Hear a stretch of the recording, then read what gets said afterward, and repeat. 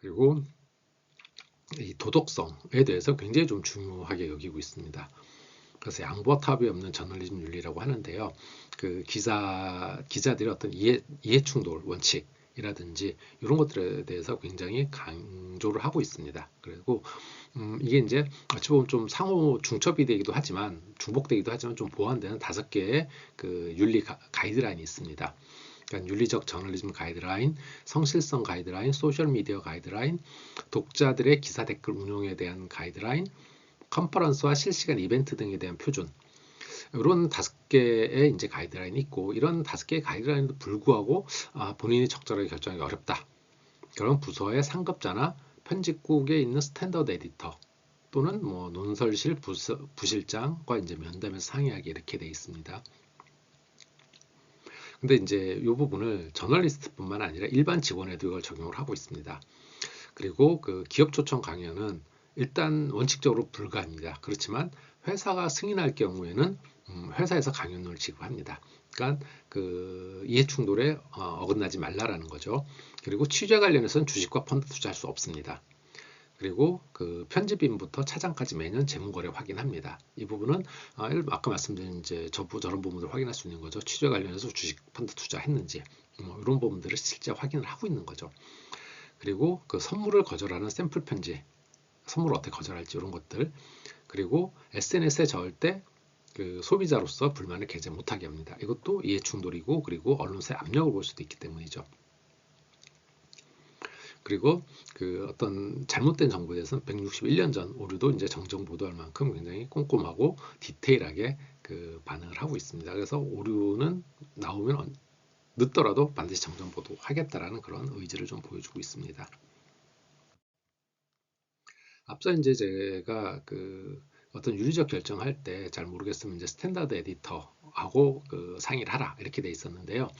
이 스탠다드 에디터와 퍼블릭 에디터를 운영을 하고 있습니다. 스탠다드 에디터는 표준 에디터고 그 퍼블릭 에디터는 공익 에디터입니다. 그러니까 말 그대로 스탠다드 에디터는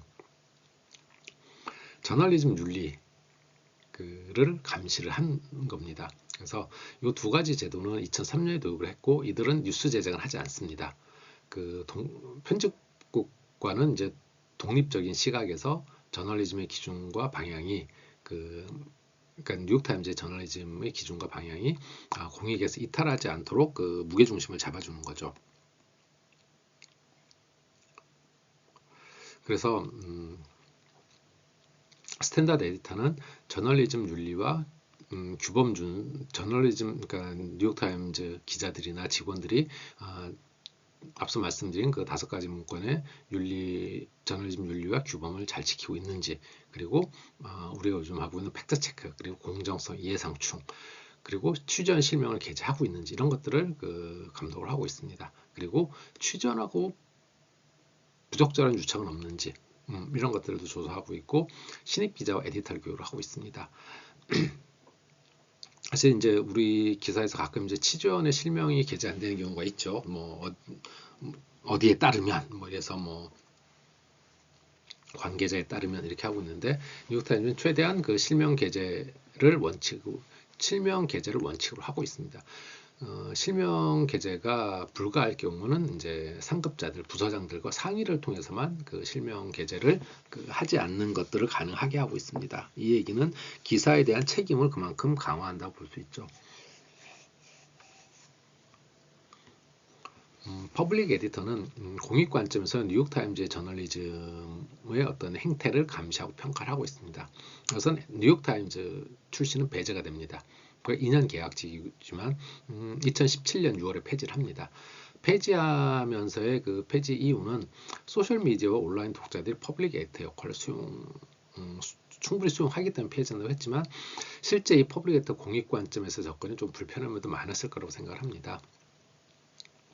그래서 2년 계약직이기 때문에 계약직이고 연장을 안 하기 때문에 사실은 뭐 계약 연장으로서 눈치 볼 필요도 없는 거고 뉴욕타임즈 출신이 아니기 때문에 뉴욕타임즈 문화나 뭐 관습 이런 것과는 그 독립적으로 철저히 공익적 관점에서 그 평가를 하고 관리를 감시를 할 수 있다는 거죠. 그래서 가장 중요한 역할이 저널리즘의 정확성과 공정성을 감시하는 거고, 독자들이 가지고 있는 우려와 관심을 그 신문사 내부로 잘 전달하고 거기에 대해서 그 환기시켜 주는 거죠.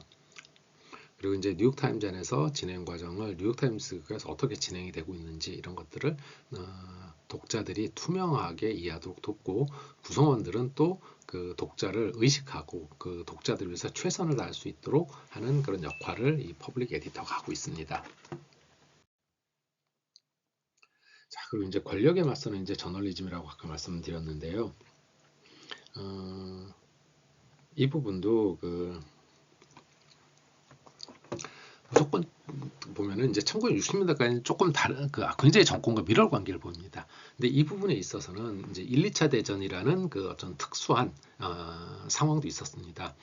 그래서 1, 2차 대전과 냉전기를 거치면서 뉴욕타임즈는 어느 언론사보다 행정부와 협조 관계를 유지를 하고 있습니다. 그리고 이 편집인인 그 헤이즈 설즈버거는 1차 대전 참전 군인이기도 합니다. 아서 헤이즈 설즈버거는 뉴욕타임즈는 공공의 기관이자 미국의 기관이라고까지도 합니다. 얘기를 합니다. 그래서 그 유투 격추라든지 쿠바 침공 사실 알고도 미국 정부 협조를 했고, 그리고 뭐 뉴욕타임즈 본사에서 5천한 미국 대통령 무려 19명이라고 합니다. 그렇지만 또 정부 측의 그 부적절한 제안은 또 거절했습니다. 예를 들면 정부 측에서 뉴욕타임즈가 특파원수를 배로 늘리고 해외 특파원들이 취재한 내용을 미국 그 정보기관에 보고하면 뉴욕타임즈의 미국 정부가 보유한 정보에 접근할 수 있게 해주겠다, 이렇게 제안합니다. 그런데 이 부분은 거절을 합니다. 비록 그 전쟁 중이지만 기자들이 갖고 있는 순수한 취재 내용을 팔아서 정보를 얻는 데는 동의할 수 없다라는 그런 그 철학을 좀 볼 수 있습니다.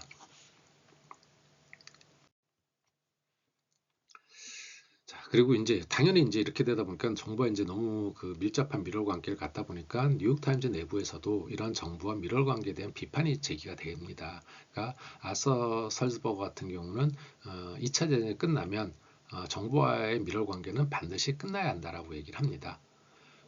그리고 이제 이 일을 이제 보여주는 게 그 미국이 이제 베트남전 이제 참전이 확대되는 게 이제 통킹만 사건이라고 있습니다.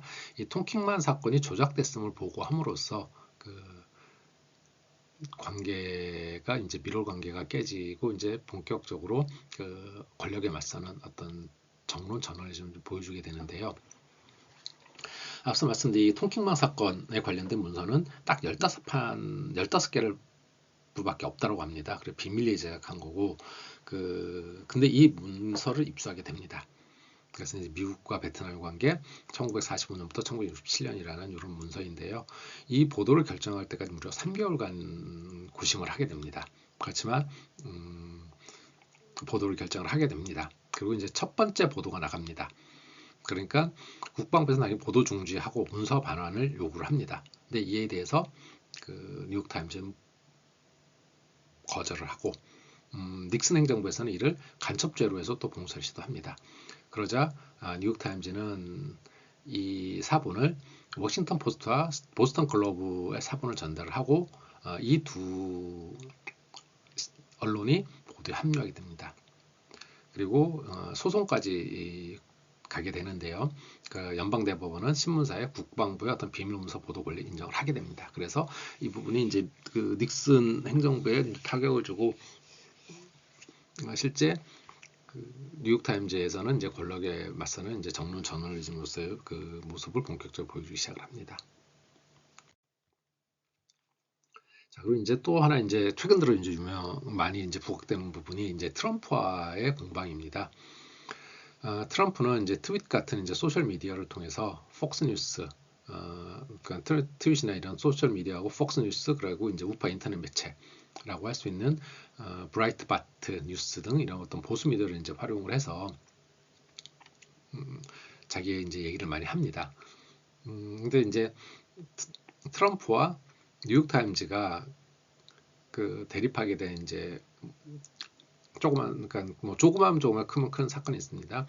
그 선천적인 장애를 가진 뉴욕타임즈 기자를 트럼프가 조롱을 합니다. 신체적인 부분을.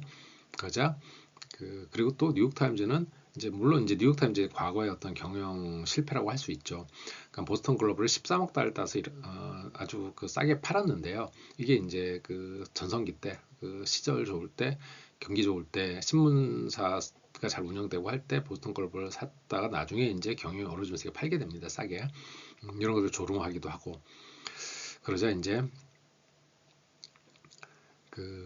일면 톱 16년 9월 17일 일면 톱 기사 제목이 트럼프 gives a lie but refuses to repent라고 해서 거짓말했지만 거기서 반성할 줄 모른다 이런 기사를 싣게 되고, 그리고 대선 기간 중에는 여성 편력 그리고 부동산 거래 또는 파산 의혹을 파헤치는 기사를 또 게재합니다.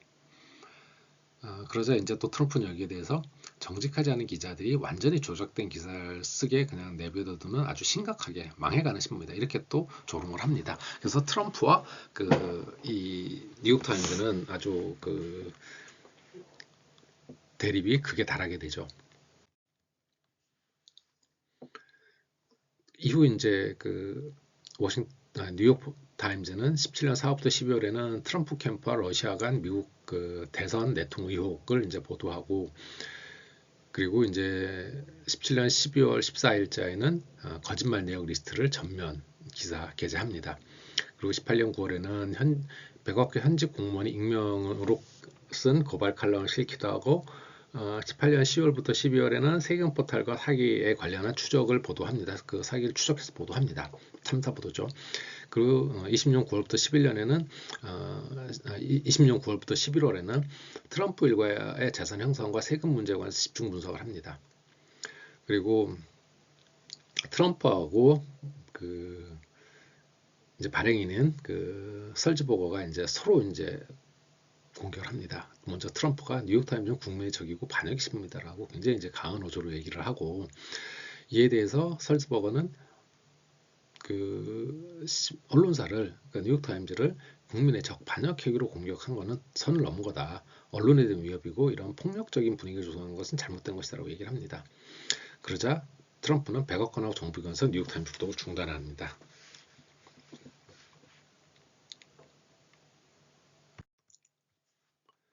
그리고 뉴욕타임즈가 20년 9월부터 11월 2일까지 대통령의 세금을 탐사 보도를 합니다. 선거일은 11월 3일이었습니다. 선거 직전까지 사실은 집중적으로 보도를 한 거라고 볼 수 있습니다. 트럼프가 2016년에 연방소득 750만 달러를 냈지만 15년 중에 10년간 소득세를 내지 않았다고 합니다. 그렇게 보도를 했고, 그리고 21년 트럼프의 대선 패배가 확정이 됩니다. 그런데 여기서 이제 보면은 흥미로운 점은 뉴욕타임즈 2020년 분기별 디지털 유료가입자를 한번 보겠습니다. 1분기, 2분기, 3분기, 4분기 토탈 약 220만입니다. 그래서 2020년에 뉴욕타임즈와 트럼프 극한 대립을 하고 있는 그 시기인데요.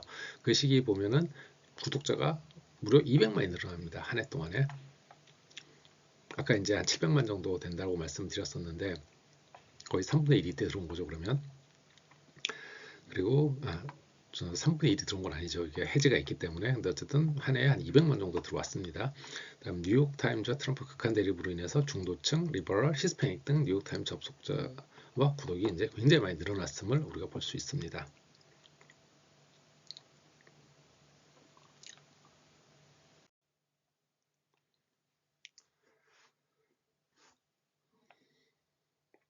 네, 다음은 이제 2020 그룹 보고서입니다. 이건 2017년에 이제 제작한 문서입니다.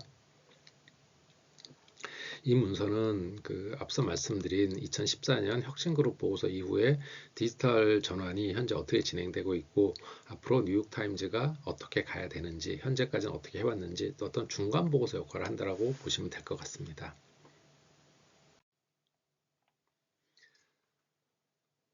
크게 이제 이 보고서에서는 뉴욕타임즈가 성장을 지속하기 위해서는 세 가지 혁신이 필요하다고 합니다. 보도의 혁신이 있어야 되고, 두 번째로 구성원의 혁신이 있어야 되고, 세 번째로 업무 방식의 혁신이 있어야 된다고 합니다. 즉,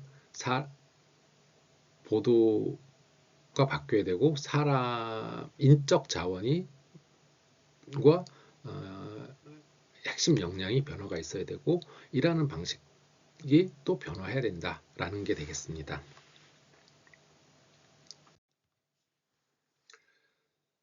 보도의 혁신을 한번 먼저 살펴보겠습니다. 보도의 혁신이라 하면 앞서 말씀드린 것처럼 이제 그 지면 중심의 인쇄와 그 활자와 그 사진, 이미지, 그리고 온라인에서도 텍스트와 이미지 중심이 아니라 영상 등 다양한 어떤 디지털 변화를 수용해야 된다는 건데요. 이 부분은 결국 기사의 시각화라고 볼 수 있습니다. 그러나 다만 그렇지만 이 기사 시각화만을 얘기한 것이 아니라, 그러면 이 기사의 시각화할 수 있는 지원 프로그램, 응용 프로그램들, 기자들이 사용할 수 있는 프로그램 도입도 같이 이루어진다는 거고요. 그 다음 여기에서 이 활자와 디지털의 결합을 또 얘기를 합니다. 그래서 예를 들면 데일리 브리핑 코너 같은 경우는 보면은 이 지면은 디지털적으로 좀 구현을 해야 된다. 이런 이제 철학을 얘기를 합니다. 그래서 그 기술과 컨텐츠를 동원해서 어떤 독자의 그 생활 패턴과 부합하는 정보를 전달하고, 그리고 그동안 이제 그 문어체 중심의 문장을 썼다라면 이제 독자들에게 더 가깝게 다가갈 수 있는 구어체 문장을 이제 쓰게 됩니다. 그걸 좀 더 적극적으로 써야 된다라고 얘기하고 있습니다. 그리고 이제 특집에 대해서도 좀 새로운 접근을 하게 됩니다. 그래서 앞서 말씀드린 것처럼 언론 저널리즘이 아니라 서비스 저널리즘이 또 하나 이제 보도의 방향이 되어 있다고 얘기를 합니다. 그러니까 이제 뭐 과거에 이제 뭐 특집이라 하면 탐사보도 이런 게 될 수 있었으나, 이제 그게 아니라 특집을 통해서 실질적인 정보를 얻고자 하는 독자들, 그러니까 예를 들면 앞서 말씀드린 그 제품 추천 서비스라고 할 수 있는 와이어 커터라든지, 그다음 스마트 리빙 섹션 이런 것들처럼 독자들을 위해서 여러 가지 좋은 생활에 필요한 조언을 해줄 수 있는 그런 컨텐츠를 담은 서비스 저널리즘으로서 변화를 시도해야 된다는 얘기를 하고 있습니다. 그리고 보도 혁신에서 또 중요한 거는 뉴욕타임즈의 보도를 읽어준 독자를 어떻게 재정의하느냐입니다. 그래서 첫 번째로 이 독자와의 소통은 로열티를 제고하는 방향이다. 그러니까 독자하고 이 신문사 그리고 기자가 어떻게 소통하느냐가 독자의 충성도를 높여주는 방안이라는 거죠. 그리고 다행히 이 뉴욕타임즈의 판단은 뉴욕타임즈 독자들은 커뮤니티 구성에 적합한 독자라고 생각을 하고 있습니다. 그 이유는 이들이 기본적으로 뉴욕타임즈 컨텐츠에 대해 높은 관심을 갖고 있습니다. 그 부분은 앞서 말씀드린 것처럼 그 구독료가 종이신문 연 구독료가 100만 원이 넘고 온라인도 유료입니다.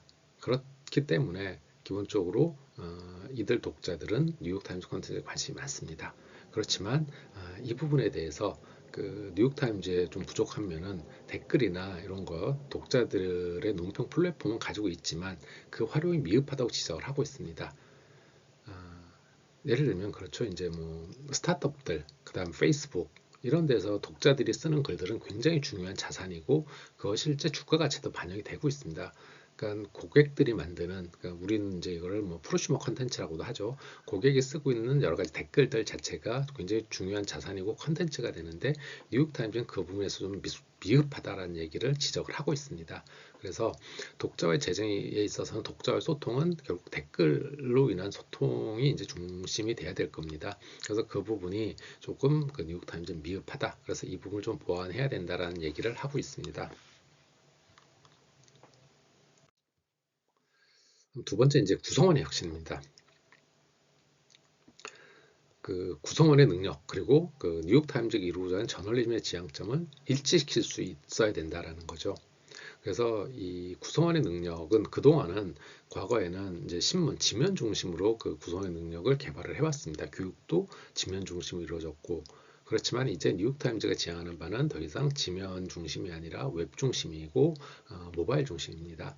그렇기 때문에 이를 달성하기 위해서는 구성원의 능력을 이제 지면에서 웹으로 변화시켜줘야 된다는 거죠. 이를 위해서 이제 중요한 부분을 크게 한 4가지 정도 얘기를 하고 있습니다. 첫 번째, 교육을 확대해서 기존 구성원들을 적절하게 활용을 해야 되고 다시 역량을 제고시켜 필요한 역량을 교육하고 그 역량을 강화시킴으로써 적절한 적재적소에 배치해서 이들을 활용할 수 있다라는 거고, 두 번째는 디지털 방식에 대한 이해도가 높은 외부 인재 영입을 해야 된다는 겁니다. 내부 인재뿐만 아니라 외부의 인재도 받아들여서 새로운 시각을 제시를 해줘야 된다는 거죠. 신문의 관점에서 교육을 통해서 보는 그 디지털 산업과 디지털 네이티브가 바라보는 디지털 산업은 좀 다를 수 있고, 그리고 디지털 네이티브가 보는 신문사의 변환 방식은 또 많이 다르겠죠. 그래서 이 두 가지 방식이 서로 논의를 통해서 발전의 단계로 나가야 된다라는 관점에서 외부 인재 영입은 적절한 판단이라고 생각합니다. 그리고 그 내부 생각의 다양성, 인력 구조의 다양성들을 확보해야 된다고 얘기를 하고 있습니다. 그중 이제 하나로 그 프리랜서 운영 개선을 제안을 하고 있는데요. 기본적으로 이제 프리랜서가 만든 컨텐츠들이 내부 인력 컨텐츠 못지않게 우수하다고 합니다. 그렇지만 뉴욕타임즈는 예산이나 이런 거 압박이 오면 프리랜서 월급을 우선 삭감하고 있다고 합니다. 이런 부분은 좀 잘못된 거다라고 지적을 하고 있고, 이런 구성원의 혁신이 좀 필요한 이유는 평범하고 회로된 정보를 무료로 제공해주는 매체는 굉장히 많습니다. 그래서 사실은 많은 유료 정보들이 신문사들의 유료 전환에 굉장히 실패를 많이 한 이유 중에 하나가 그들의 컨텐츠가 뛰어나지 못했다라는 거죠. 무료로 주는 컨텐츠보다 컨텐츠하고 비교했을 때 돈을 주고 유료로 쓸 만큼 뛰어나지 않았다라는 거죠. 그래서 평범하고 회로된 정보를 무료로 주는 매체는 차고 넘친다. 반면에 높은 전문성에 대한 독자들 요구는 점점 커지고 있다. 이들은 유료도 충분히 수용할, 감내할 가치가 있다고 생각을 하는 독자들도 여전히 많다라는 거죠. 그래서 뉴욕타임즈는 바로 이 부분을 공략하기 위해서 컨텐츠의 질을 높이고, 그리고 이들을 위한 그 유료화를 단행을 하고 있는 거죠.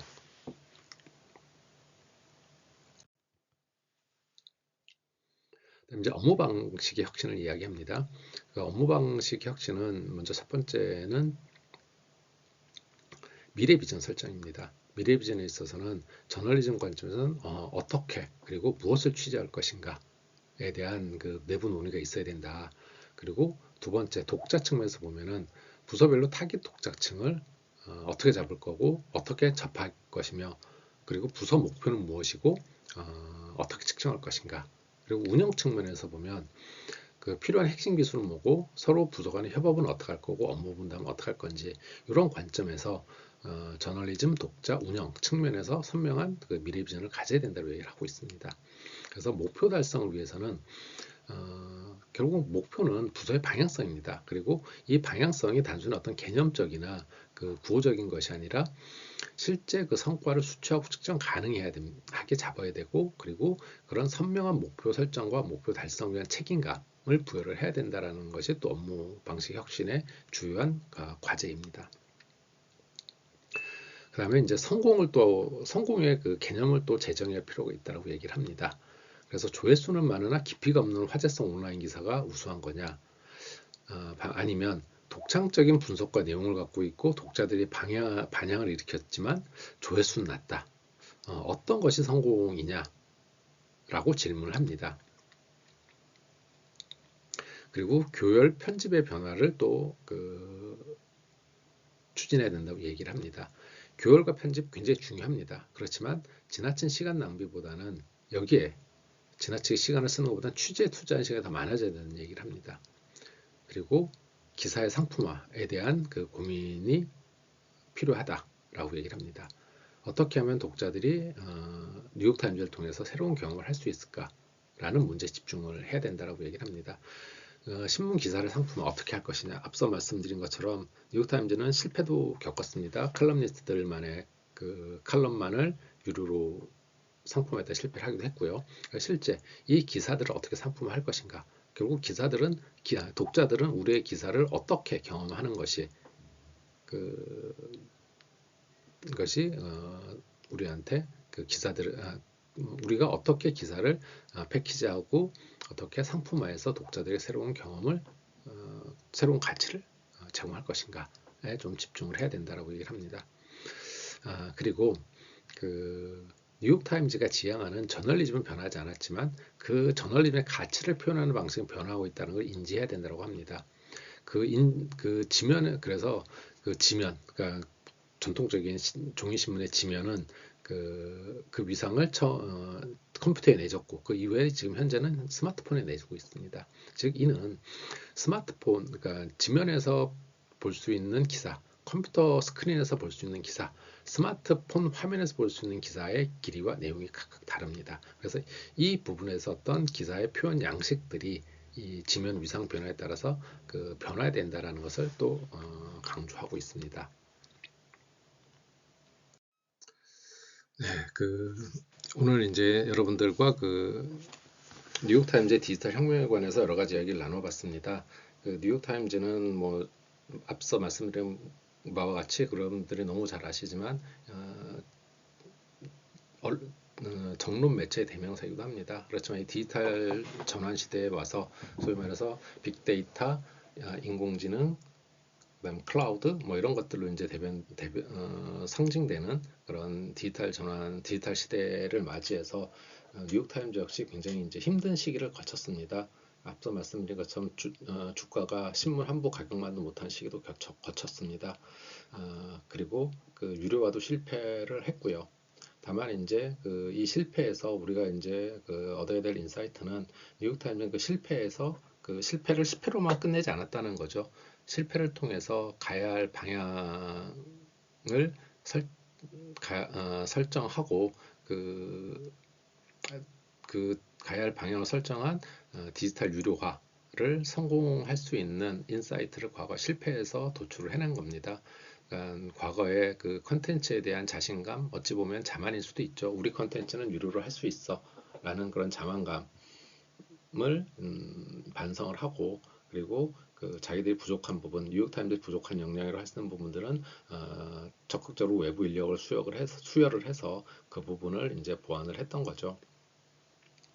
그래서 이제 더 이상 뉴욕타임즈는 광고 중심의 플랫폼이 아닙니다. 광고 중심의 미디어 플랫폼이 아니라 어찌 보면은 우리가 생각하는 넷플릭스나 스포티파이처럼 구독 중심의 미디어 플랫폼입니다. 미디어 플랫폼이고 그리고 과거에는 텍스트와 이미지 중심의 매체였다면 이제 텍스트와 이미지뿐만 아니라 영상 그리고 오디오 이런 어떤 디지털의 어떤 역량을 포괄하는 디지털 매체를 포괄하는 디지털 미디어 기업이라고 할 수 있죠. 그래서 이제는 웹 기업인 거죠. 웹 기반의 웹과 앱 기반 그리고 모바일 기반의 디지털 전환을 달성한 회사로 이제 자리를 잡은 겁니다. 그리고 또 중요한 점은 우리나라에서는 아직은 신문사들이 유료 전환을 적절히 이행하지 못하고 있습니다.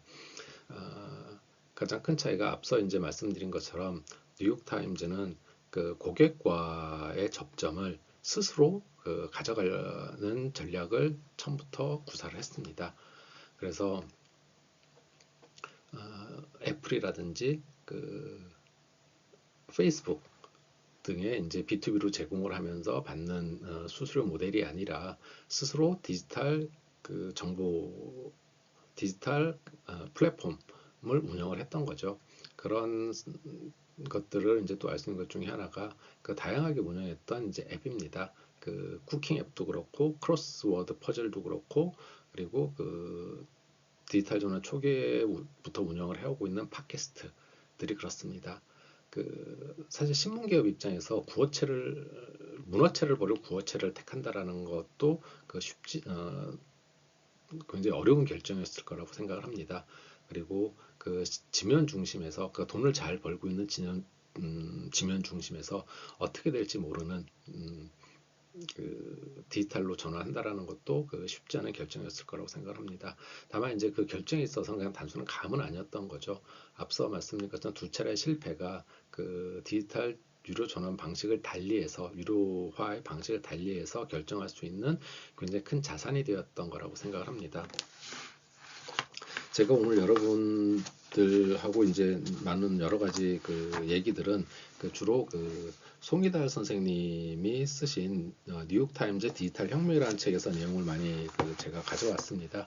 거기에 나온 여러 가지 도표 내용들은 대부분 뉴욕타임즈의 디지털 혁명이라는 책에서 제가 요약을 했습니다. 그리고 이제 온라인에서 공개된 뉴욕타임즈 혁신 보고서와 2020 그룹 보고서도 이제 같이 좀 참고를 했습니다.